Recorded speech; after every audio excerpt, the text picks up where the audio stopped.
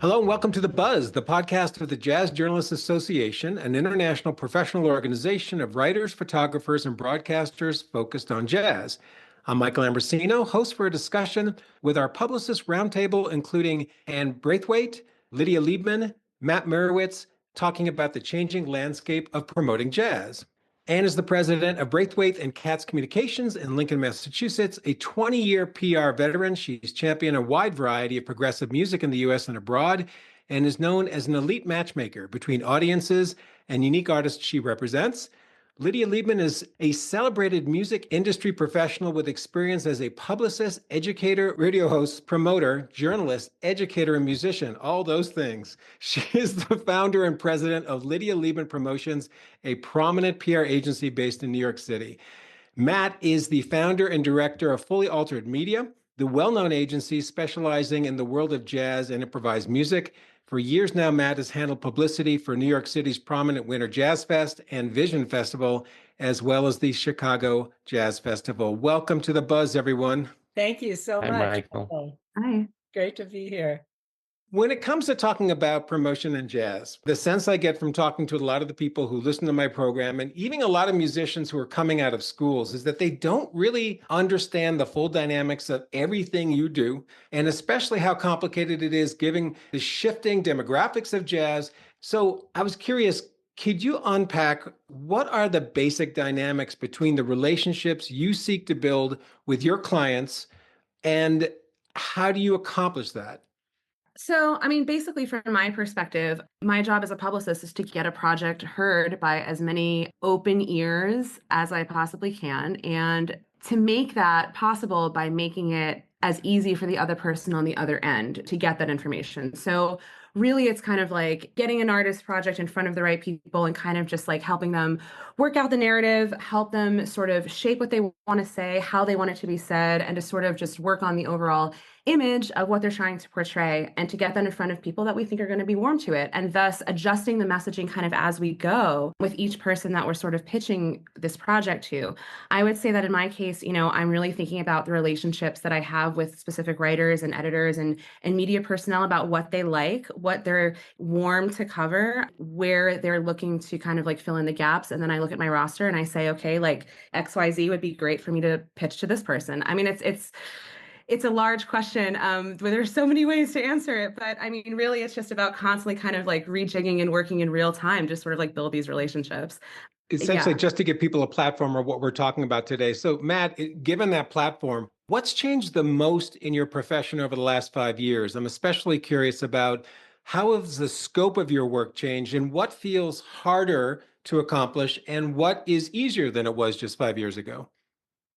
So I would say that it's just generally harder to get meaningful results that reverberate in the ways that you want them for the public to find out about a project. We've lost certain outlets that we took for granted. We've lost some radio programs that we took for granted, some shows. But on the other hand, you have all these, like you said, new disruptions. They're not new, they're old hat by now, but I just watched a video of Rick Beato talking to a musician, and that's media. And I tell my artists, the media as you knew it or think you know it now is not what you think it is. It's so much more, so much broader, and it's also like a ton of citizen journalists and just enthusiasts and whatever. YouTube, Instagram influencers, all that stuff. It's just really insanely big, and the pie is kind of like Substack has become like the latest platform, like Blogger, like Tumblr, like whatever, to have kind of in-depth music writing. And so like we just have to constantly shift with the landscape. And I think that our jobs have changed. My job has changed in the sense that now I'm more of a media consultant and less of a person who places stories. I'm kind of like helping shape the overall narrative and how the client should convey their narrative on social media platforms, on through distribution. I'm like, a lot of the time I'm helping clients set up their digital distribution, or like at least connecting them with distributors who can actually get them on playlists. I feel like playlists now are almost a more important indicator of this is relevant than the New York Times or the Wall Street Journal saying something, because it's like when somebody goes to Spotify, or somebody goes to Apple Music, somebody goes to Tidal, you need your stuff on playlists to be seen or at least featured. You did a really good job talking about the changing landscape. Now, Anne and Lydia, not all promoters are the same. So Anne, how has your landscape changed? And what feels easier, for example, than what you used to do just 5 years ago? Oh, that's interesting. I don't know if anything's easier, but what's the same as opposed to what's changed is we're passionate about music. We want to get the music out to the audiences in any way possible. We do that through the media and or podcasters or YouTubers or whomever is talking about the music, including plenty of Substackers too.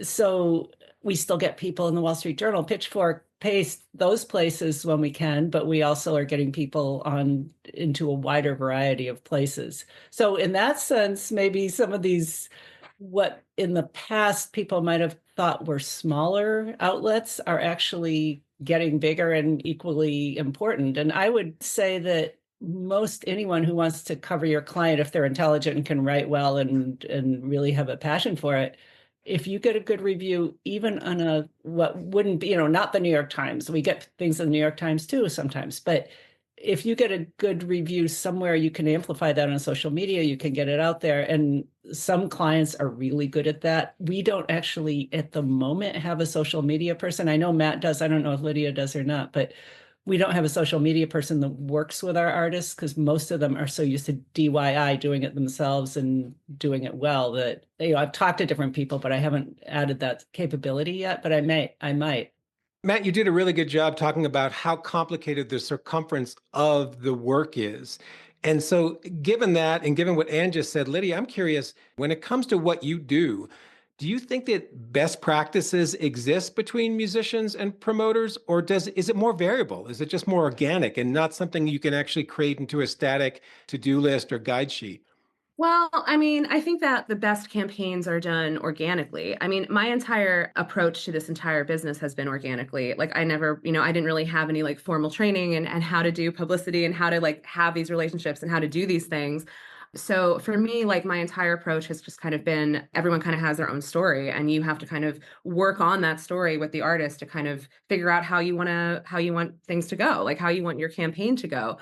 So for me, of course, like when you do this long enough, there are certain rote things that you just kind of keep repeating with each campaign. There are certain guideposts that you want to hit, and there are certain sort of like templates that you're kind of following, just to guide you through it. But I know that personally, every campaign that I'm doing, I'm kind of just looking at it from the ground up. Like, all right, like where is this going to be the best accepted, the best, what kind of media are we going after? What's the tenor of the press release that we're trying to do? Are we putting a lot of story? Are we putting less emphasis on the story? Everyone kind of has their own thing. So I don't really think like a size fits all approach works, especially specifically when we're dealing with jazz music, which has so many nuances and there's just so much to dig into.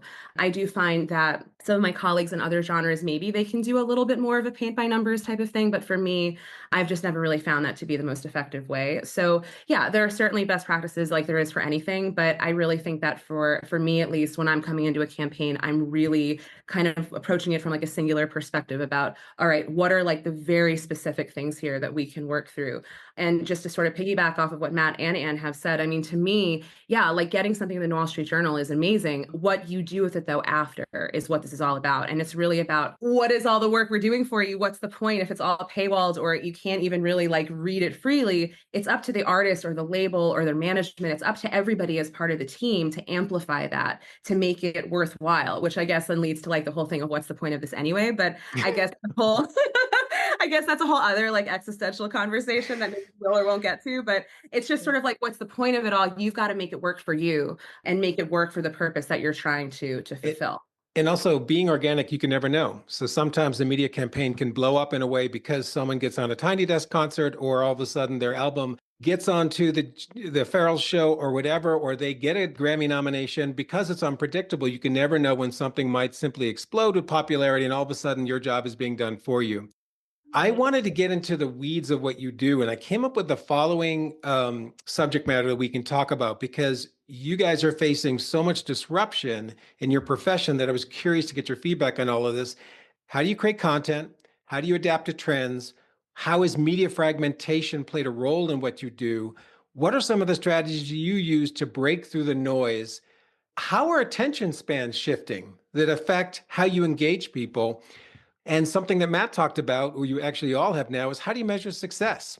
So if we start with content creation, Matt, do you find that it's getting harder to create engaging content, to pitch to outlets? And in any way, has artificial intelligence or generative artificial intelligence changed how you create content in your work? It's really interesting that you brought that up because I'm using AI a ton right now in all kinds of different ways. I haven't really gotten into generative AI yet because I'm a little scared of that. But like using AI for writing, using AI for putting together a basic pitch and then refining it from there, using AI to start the kernel of an idea for a media plan, even or a social media plan, kind of putting certain guideposts on the table and then embellishing with that, kind of tinkering it once you've gotten the basics of, what AI can kind of do for you. Also, AI is totally dependent on what you input into it, right? What you like tell it to do. So you could be really, really specific. I mean, I've written a client press release in literally 19 minutes using AI, like literally, and it's good. It looks good. Like it doesn't look like AI wrote it. Also, Leo Sidran recently started working with a video platform where it automatically AI just generates subtitles underneath. It just puts his subtitles under him, and it also manages to find the most poignant parts of what he talks about in an interview. The AI can tell when a person becomes the most animated, and it can like select highlights of an interview to actually put together a highlight reel of something. It's crazy. We just have to figure out new ways to convey this information that's not email, email, email, email, email, email. It's just like no one can manage all the email that they're dealing with right now. So yes, we have to use AI. We have to use all this stuff to kind of figure out new ways of doing things. I started a Substack, because I was frustrated that my voice wasn't getting out there enough and I was just pitching and it was just like very one dimensional. But now I can be like multi-dimensional and do a lot of different stuff. And anyway, so yeah, that's my answer. So, I mean, Anne and Lydia, when it comes to adapting to trends, how do you navigate and understand what those trends are? How do you take traditional or new skill sets and apply towards them? And then when do you know when you've hit that perfect pitch so that all of a sudden you are taking the trend and taking what you're trying to do, Anne, and it's like, oh, that makes sense. I'm not thinking as much in trends. I'm thinking about each project. And sometimes you have a few projects that you can put together to say, hey, these are all amazing new female harpists that are doing something interesting. I take each project, I'm doing it pretty much on a very personal and very like organic, as Lydia said too, way where I still use the phone and call journalists sometimes. A lot of people don't do that, but a lot of people like to talk on the phone rather than get more emails. So I'm still calling up people and saying, hey, what about this? Hey, did you hear this? So I'm not following the trends like that as much. I'm following the people. That sounds a little weird, but to me, it's about who's interested in what and how we can match that with the writers and podcasters and YouTubers and people like that. And sometimes it's part of a trend, but I still think the personal relationships are key. Are there any trends, Lydia, I mean, I know that you really work the Grammys hard. I know that the catalog of artists you have is exceptionally diverse. You have a core of writers that do a great job summarizing complex music in a very short period of time, and you're out there on every social media platform. So are there new trends that basically you've been absorbing that have become especially profitable for you in terms of managing the work you do? To kind of like take what you're saying and kind of rejig it. I mean, for me, it's like I'm paying attention to the news like all the time. And like we all are. I mean, we live in the world. So I'm constantly aware of like what's going on. I'm very lucky. You said it, my roster is big and it's diverse and eclectic. So at any given time, whatever's going on in the world, there's a good chance I've got a project from the past 6 months or coming up in the next 6 months that hits on some sort of touchstone about that. One that comes to mind right now, it's like in April, I'm working this project by Chicago drummer Gustavo Cortinas called The Crisis Has No Borders. And like, that's about, inspired by the climate crisis. Like that's always, unfortunately, going to be pertinent. It kind of comes down to like, how do you take a project like this and distill it down so that it's palpable to people that might be interested in that topic? So I'm kind of chasing trends kind of like on that end. You mentioned the Grammys. Yeah, we had 10 Grammy nominations this cycle. I mean, all of those campaigns were way more Grammy campaigns than that. That didn't result in nominations, but each of those campaigns were all like communication based, assisting our clients in lobbying efforts to create personal relationships with voters. I mean, that's a whole other discussion, but it's like the point is like kind of like meeting people where they're at. Like, where are the voters that we're trying to reach? Okay, they're in this particular platform to be communicated in this way because I know that I'm going to share that with my client and they're going to be able to do that. But from like a content wise perspective and from like the actual like getting actual coverage, I think it's about taking what we have and just, again, constantly rejigging it and reworking it so that if I want to pitch somebody who's a climate writer, but they know shit about jazz, at least I can come to them with this like full stack deck of like, I only take on clients that really have their shit together too. So, hopefully if I have somebody coming to me with like an involved project, I've also got statistics to back it up. I've got things like evidence that I can share. So it's not so much like D flat major 7, it's more like, this particular part of the world is having a climate issue because of this, and this song talks about it or is inspired by it because of XYZ. That's really how I'm more think about like the trends. I'm trying to sort of like, trying to like work it into the fabric, because the reality is like with everything going on in the world, you mentioned it in your question, the media consolidation that's going on, you have to operate that way. At least I feel like that, because otherwise we're dead in the water. I mean, we're competing with everything else going on. So that's sort of how I think about it. What's great about your answers, it sounds you're competing with everything, but you're not trying to compete with everything at every level. So going back to something you said, Matt, you alluded to it, to how you can break through the noise. You can do something that is innovative, that uses existing and traditional technologies to carry some of the more thoughtful stories and really make them poignant, really make them stick. So can you give me an example of how, even though media is fragmented, even though we're supposed to be approaching everything, you came up with an innovative way to tell a story that was different for you than something you would have done 3 years ago? Right now, I'm working on like a mini documentary type video for Instagram and YouTube Shorts and TikTok, in which we kind of like tell a story of an album through the voice of the various participants in the album. It's basically like an EPK, but we're distributing it in like short, digestible snippets through the course of an album campaign. So we're talking to like, this pertains to the Marshall Allen release that we announced today. So we're talking to the members of the War on Drugs. We're talking to a member of Yola Tango. We're talking to James Brandon Lewis. We're talking to Chad Taylor. We're getting all of their take on Marshall Allen, what it means to play with him, what it was like to play with him, all that stuff. And we're kind of building a narrative through video. I was just talking to another publicist yesterday, and she told me she does video storytelling, which is basically making digestible EPKs that talk to people where they're at. They talk to people on Facebook, on YouTube, on TikTok. As publicists, for better or worse, I see so much declining traditional coverage. We have to morph into something that is relevant to actual people. I just see diminishing returns with traditional media, and I still offer the traditional media because to a lot of clients, it still matters and it's still meaningful. But like, I try to see the bigger picture here, and that's kind of what I'm talking about. So, Anne, when I think of your work, I really think of rich storytelling. So many of the artists that you deal with, many of them are off the beaten path. They're not necessarily a Krishna McBride. That doesn't mean that they're any less prolific. And that doesn't mean that the subjects that they're trying to dig into aren't complicated and rich. So when it comes to attention span, how do you adapt strategies to take wonderful artists and capture them in such a way that allows people to settle and absorb and embrace the story you're trying to tell about them? Well, I think just that's where I'm on the phone or I'm doing a short note just saying these are the things you might be interested in. Listen to this clip, this track because X, Y, or Z. Um, I'm thinking about the whole artist, I'm thinking about the whole story, and I'm thinking about who's, like Lydia was talking about before, who's the best one to tell this story, who's the best, which journalists will like this.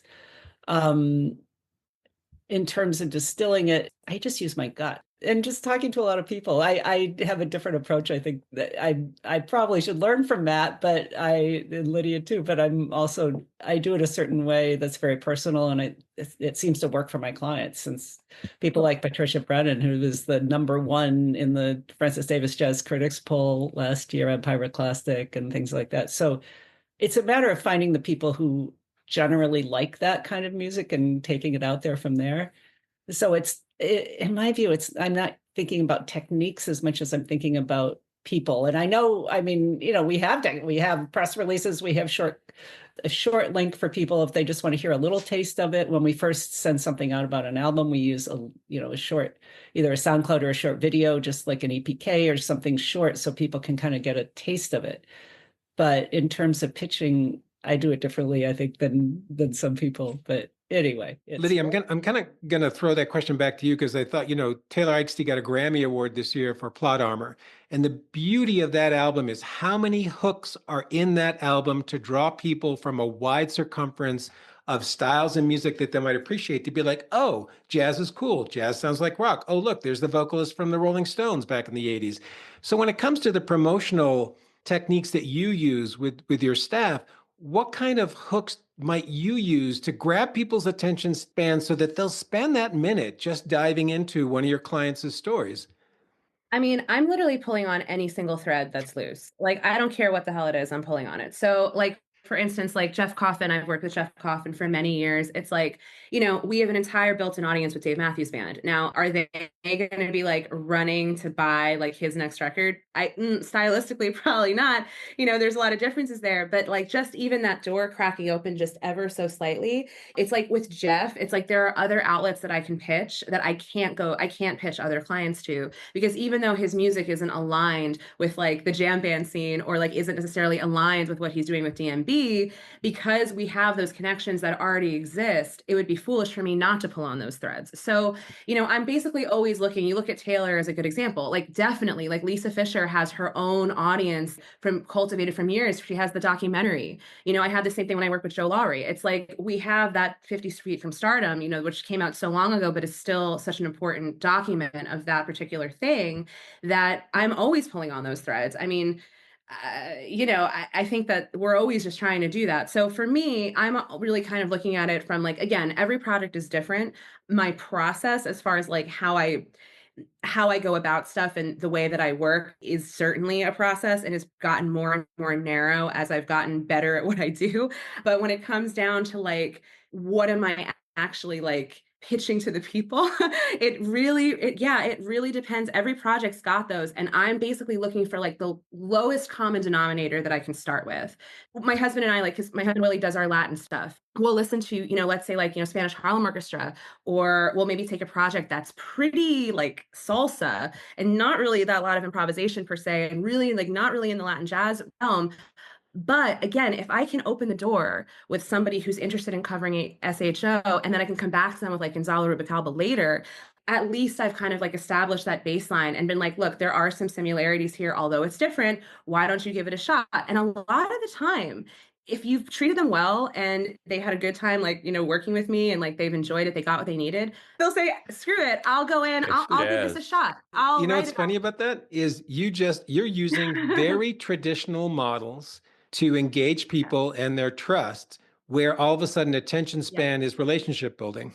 I don't want to like discount PR completely. Like I'm not out here to like it's only about AI, it's only about like whatever. And all of us have spent, I've spent almost 19 years myself building my relationships with these people, but the problem we're faced with right now is like the people that we're pitching to, by and large, do not have enough impact to get past the algorithm or to get past the And obviously you're dealing with jazz, right? We're all dealing with jazz. Like jazz is niche music, however you want to spin it. I mean, obviously there is jazz in the music of Kendrick Lamar. There is jazz even in the music of like Corey Wong and I also take a list and like a media list and I'm like, okay, this person would like this person would not like this. I'm not gonna approach this person. I know over time who's gonna like what or like who's gonna even be approachable by what. And like Lydia said, you approach somebody always with one thing to like whet their beak or whatever, and then you kind of introduce other stuff. I'd never go to a new person and dump my whole release schedule on them. That would, kind of just inadvisable. Everything that Lydia's saying and everything that Anne's saying is how I approach traditional PR. Can we collectively go back to the idea of media fragmentation? And I'd like you to all answer this question. But again, let's just deal with it this way. I mean, you have all done a really good job saying, look, the landscape is not like it was when we were teenagers. What is one thing that's really been challenging with media fragmentation in your careers in the last 5 years, for example? But also, what's been one thing that's been an unusual gift in terms of the way you work? The best development that has ever happened is the demise of the premiere. Thank God. I am so tired of trying to get a video premiere, 5 people to see it. It is like the most stressful thing, because you have this deadline, you need to get an exclusive outlet. Like that is thank God we're past that. I am so glad. The reason why this has happened is because of the media landscape changing. It's because that exclusivity from any given outlet, like it literally doesn't exist anymore. The last time that I set like a big premiere was many years ago with with Dave Brubeck, with Rolling Stone. I think in the end, like the premiere garnered like 10 to 15,000, views or listens on that YouTube video of the track. So it's just like, what impact does that really have? Yes, it's important. And yes, we can then from now on say it was premiere on Rolling Stone and that means something. But like the idea of the premiere has certainly changed because it's now inverted. It's like you need it to go viral first and then an outlet will pick it up. So that's like an example of consolidation and the greatest thing that's ever happened for me. So we have media fragmentation where we're seeing major news outlets cut back on cultural reporting, but we're seeing this funny renaissance about citizen-based reporting on the arts. Do you find that there's a certain amount of watering down of the cultural curation process that's imperative to your work? No, not at all. Certain critics who are on a high horse can say like, oh, these people are just like fans. They're just like fanboys and fangirls and whatever. They don't really know what they're talking about. But ultimately, like a lot of them do know what they're talking about. A lot of them know better than what these professional journalists claim to know. I mean, it's Lydia gets a lot, and Anne too, get a lot of placements on this Jazz Bastard podcast. And these guys are like, I mean, they don't claim to be experts, but the fact that they're opinionated guys and like they have a strong opinion about things, it's genuine and people like genuine stuff. Even though they're not like legacy names, they never were with big publications or anything like that. They matter because like they're the real article, And do you want to weigh in on that? And Lydia next?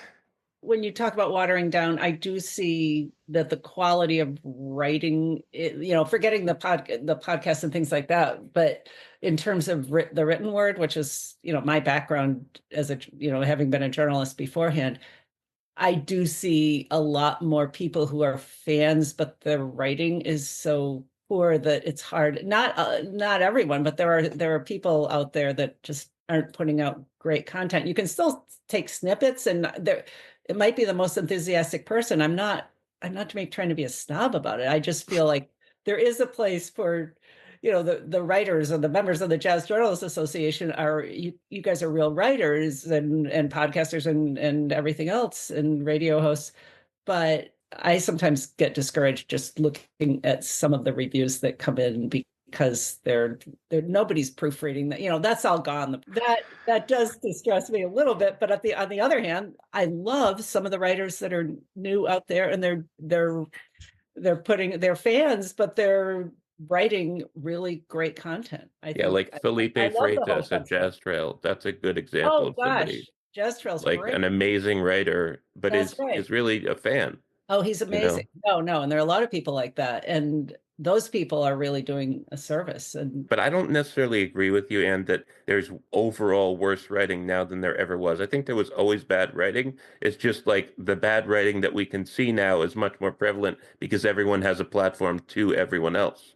right, but I don't think the most of the magazines had. But I think when we had more editors and things like that, there wasn't as much bad writing. But And anyway, there's so many mistakes in Downbeat. Like, I'm sorry, like they need to get a proofreader. Like, Yeah, they do. like what Anne is saying is, I agree with her like so wholeheartedly, because straight up, like, I mean, I spend like half my day sending corrections. It's like every morning I get like a bevy of reviews, and then I have to go through them and actually like, which is fine. I get it. It's part of the gig, but yeah. I think Anne is right. I mean, in that, like, I definitely think like there are oversights that are taking place more and more because of the lack of oversight. I mean, the budgets have been cut. So obviously, there's not as much money. But in it's really not as much the budget. Yes, the budgets have been cut because people stopped paying.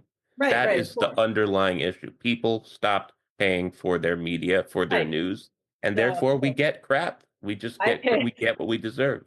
Let's go to the meat of this, which is, and again, if we think of everything, attention spans, breaking through the noise, algorithms, disruptive technologies, measuring success feels like to me that it should be harder than ever before. Lydia, is that the case? For me, it's kind of like, yeah, again, like everyone's definition of success is different. And to some people, if they didn't get a review in Downbeat, it's not a success. For other people, if they didn't get a review from their neighbor who writes a blog, it's not a success. Everyone's got a different kind of a thermometer on like what is success.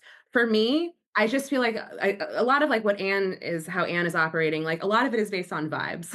It's based on or organic approach and vibes. Like you can't really explain why you have a great vibe with this editor, but you just do, and you get a lot of placements and X because you do. I mean, you can't explain it.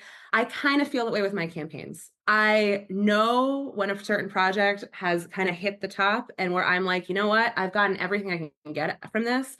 Anything else, like the artist isn't happy, whatever, their expectations are out of whack. And obviously, like they're not going to be happy with anything. That's sometimes how it goes down. Other times you just have to educate them about the scene, and then they get it. And they're like, oh, so actually like this is kind of a success considering like the state of the world. But a lot of it is really just like trusting my gut. Lakeisha Benjamin's one of my clients. All of the distance she's traveled in her career, I have seen that for her. So when I pitched her for Tiny Desk and I pitched her for Colbert, it took me a year for that to happen. By the time it happened, we had to put a new album out so we'd have something to promote. And because of the relationship I have with her, we were able to make that happen, right? And that is like, we are going the distance together. Not all artists are like that. Sometimes, you hit your wall and you're like, all right, great, see you at the next one. But it really comes down to like, if you can look at the project for me, if I can look at it and be like, I did my best work, they got a lot of nice stuff out of this, I've seen their career change or could change because of what I've done, to me, I'm like, okay, it's a success. But I'm definitely not sitting there like being like, okay, Downbeat was a yes, Jazz Times was a no, Wall Street Journal said no. Like, I don't do that. I don't even give reports. So I'm really not doing that. Give reports, but, I mean, Anne, for you, given the demographics of who you represent in your promotional campaigns, what does measuring success look like for you? Well, I work with demographics are all over the place in terms of my artists, everything from young kids just starting out to, legacy artists. So, Wadada Leo Smith is one of my favorite people and long-term clients, and success was getting him finally getting the New York Times review that he wanted, but also getting him on the cover of Downbeat a bunch of times. I mean, he wanted some of that traditional, but also Pitchfork and all these other things. I think one thing that musicians don't think about enough is if they're a new musician, they're not likely. They do sometimes. Medeski, Martin, and Wood, we got stuff right away out of the box but people know it's a building process. And I think a lot of artists don't think about it as a building process. They want instant results. Sometimes you get that. Even with every piece in place, you don't always get that. So to me, success is, I hope the artist is happy. Success is I'm a matchmaker between the musician and the audience via the journalists. And when I can make good matches with journalists, they can write great stuff that helps the artist amplify their career. They take it and they do more with it. They get more bookings, they get whatever. It really makes a difference. But I would tell people you're not necessarily going to have that happen overnight. Like Lydia said, it's a vibe. When you've gotten what you need, it's a vibe. The vibe. Now, if the artist thinks the same way as you, okay, maybe yes, maybe no. But like we know how hard it is to get things.